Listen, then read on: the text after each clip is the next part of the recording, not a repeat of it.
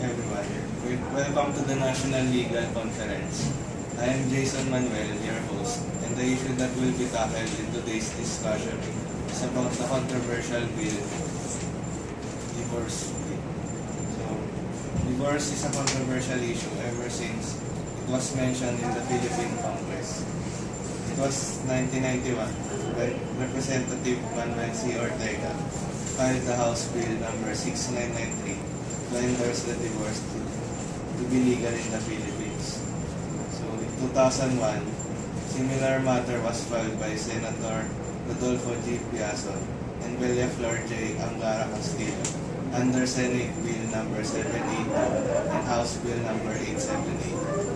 So in 2005, the Gabriela Party List filed a divorce bill and filed it again on 2013 House Bill number 1799, which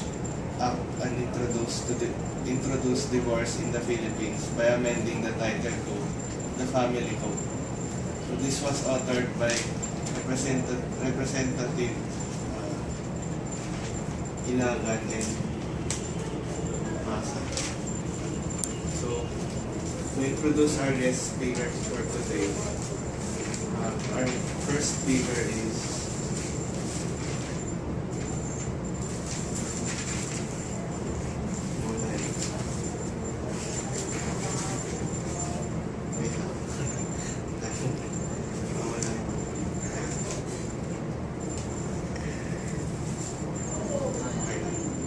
Good afternoon. Welcome to the National Legal Conference. I am Jason Manuel, your host, and the issue that will be tackled in today's discussion is about the controversial divorce bill.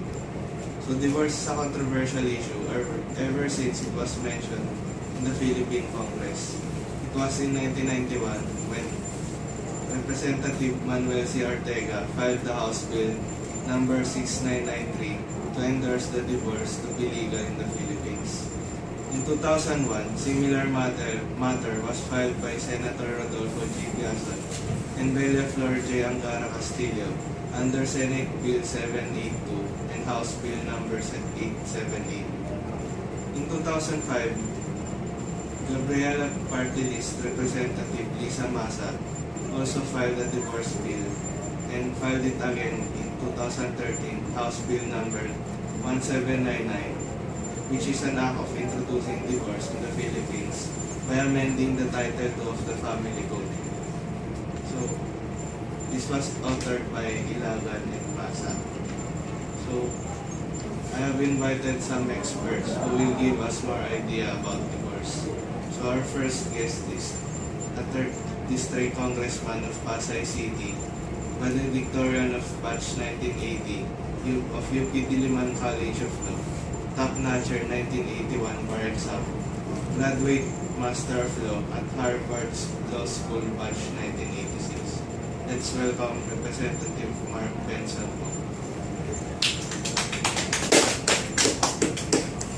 So our second guest is the Archbishop of Diocese of Manila. He was elected as the President of the Conference of Bishops of the Philippines.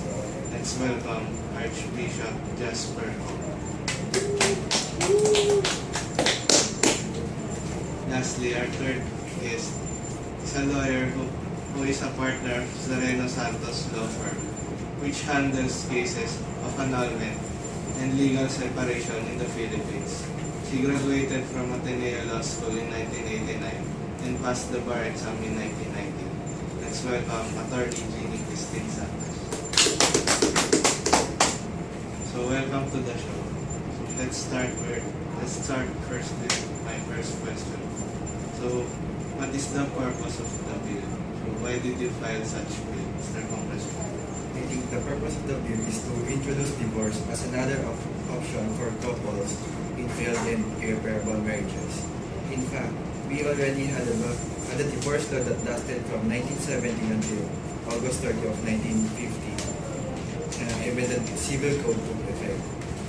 Additionally, Muslims have always practiced divorce, which falls under the Code of Muslim Personal Law or Presidential Decree number 1983 of 1977. We are also the only country in the world that has no divorce law for all its citizens regarding of religious belief or affiliation. So I believe it is time for us to have one. So, Monsignor Jasper, why should the divorce bill not be implemented? The Church believes that God, the author of marriage, established it as a permanent union. When two people marry, they form an unbreakable bond. Jesus himself taught that marriage is permanent, and St. Paul reinforced this teaching. The Church does not recognize a civil divorce because the state cannot dissolve what is indissoluble. As an independent and Catholic nation, Filipinos should stand on the side of morality no matter what happens. Divorce is part of the death culture that only aims to destroy the family, which may lead to degradation of values, especially of the youth. In fact, the Philippines should be proud of the distinction of being the only country in the world without a divorce law. Instead of wasting time and money in countless congressional hearings, the government should instead deal with coming up with remedies to address the problems of poverty, unemployment, prostitution, because these are the real social cancers of this country. Till death do us part is nothing if you will just file a divorce. So, Attorney Christine, as a lawyer who handles cases of annulment and legal separation, what can you say about the divorce bill? I believe that divorce would give couples in bad marriages a chance to start anew, as it will not only entitle the spouses to live separately, like in legal separation, but will sever the marriage bond as well. Divorce need not be for the purpose of remarrying, but as said by one of the co-authors of the bill, it may be resorted to by individuals to achieve peace of mind and facilitate their pursuit of full human development. So, Mr. Congressman, what are the causes that led to the creation of the bill? The causes that led to the creation of the bill is that, first, the present laws relating to the separation of couples and termination of marriage is inadequate to respond to failed or troubled marriages. Article 36 of Family Code provides only declaration of void but not terminated marriage. The ground for void for that article is that one or both spouses must provide that either are psychologically incapacitated to perform marital obligations. But what if the women are subject to violence? So the divorce law will provide a remedy that Article 36 does not. It terminates a marriage based on the ground that occurred during the marriage, which makes the marital relationship no longer tenable.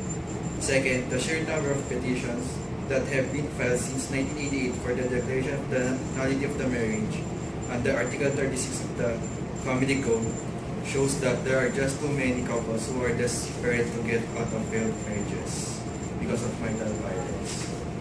So, over the past years, divorce bill has never been approved. So, what are the reasons you think that divorce bill is not approved? What do you think? Let's begin first. Monsignor Jasper.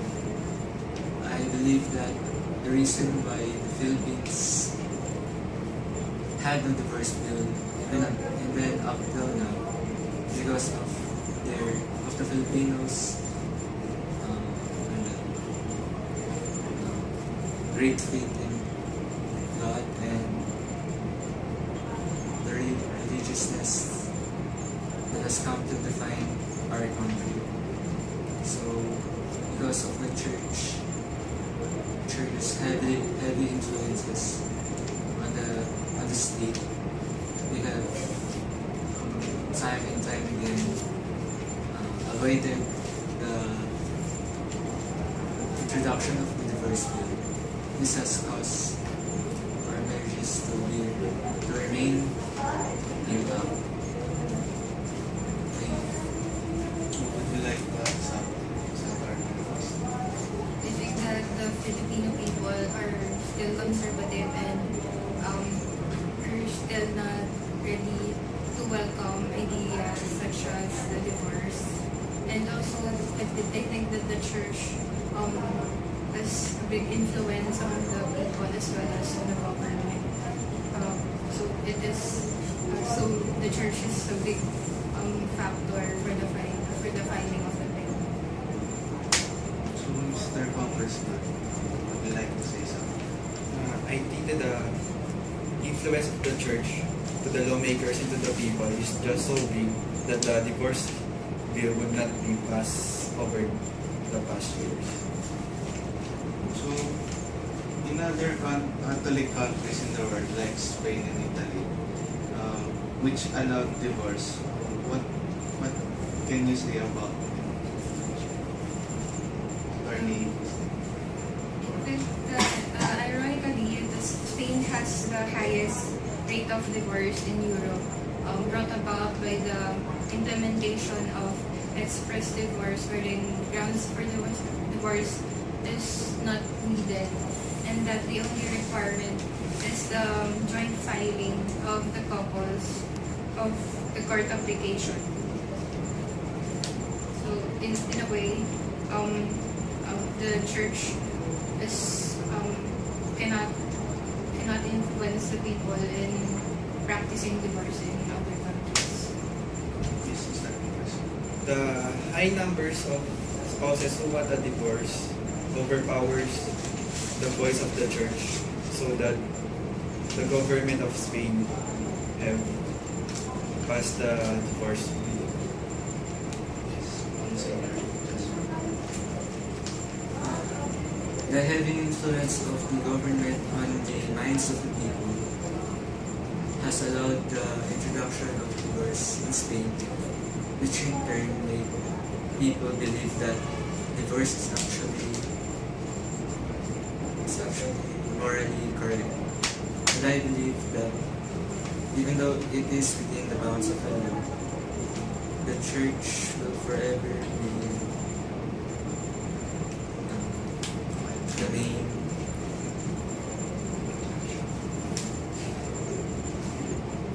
line.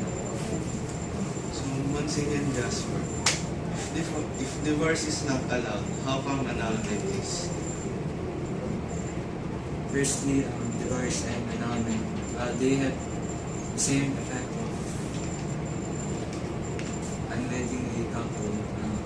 The church annulment is a declaration that two people who were formerly married and are not bound by that particular marital bond, because it was not a marriage as defined by the teachings and law of the Catholic Church.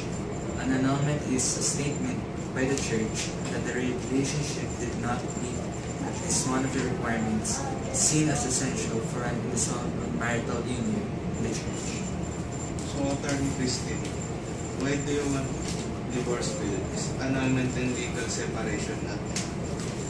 Currently, there are three options to end bad marriages. First is declaration of nullity, second disannulment, and finally legal separation. Declaration of nullity and annulment has the same effects of divorce, wherein the marriage bond is severed.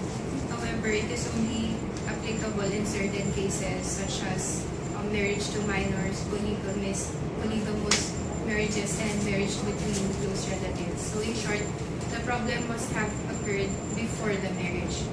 Also, for legal separation, the problem may have occurred during the marriage, but it only entitles the spouses to live separately, and the marriage bond is not severed. So in other words, they are not allowed to remarry. So, one last question. What is your stand? Should this bill be passed? Why or why not? So, let's begin with Congressman Merv. Definitely the bill should be passed, because this will serve as another option for couples in failed and irreparable marriages. It would also provide protection to battered women and their children from further violence and abuse. Monsignor Jasper. Well, the divorce bill should definitely not be passed, because if you start now in discrediting the word of God, this will lead to immorality among us. And finally, Attorney Christine. I think that the bill should be passed because it will help in decreasing the number of victims of abuse, especially the wives and the children. And it will bring peace of mind to the spouses in bad marriages. So, thank you you, ladies and gentlemen. Finally, we have come to an end of our conference. So I would like to thank all our panelists, Congressman Mark Tong, Monsignor Jasper Ho, and Attorney Christine Santos, for a wonderful sharing of thoughts. To our organizer, Ms. Maan Gerlan, for making this panel discussion possible, and to our dear audience for attending this conference and participating actively in the discussion. Thank you very much for attending, and good day to all.